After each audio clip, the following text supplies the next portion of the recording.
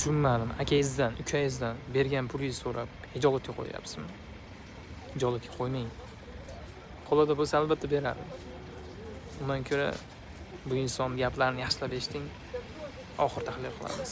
Qarz bersang, hech qachon ukangga pul bersang, akangga pul bersang, shu soatda, shu sekundda abadiy yodingdan chiqadi. Hech qachon qarz bermanglar bir-birlaringga. Hadya, cho'ntaklaring bo'lak bo'lsin, hamyonlaring bitta bo'lsin. Biringga pul bersang, shu lahzada yodingdan chiqar.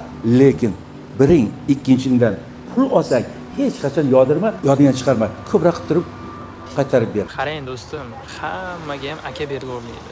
Uka berilavermaydi. Bilasizmi, jigarlar, qarindosh urug'lar sizdan voz kechishi mumkindir, lekin aka yoki uka hech qachon voz kechmaydi. Ishoning.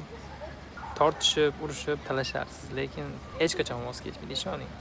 Hech qachon voz kechmaydi. Akangizga yoki ukangizga borib qo'ying videoni. Xudoingiz sog' bo'lsin.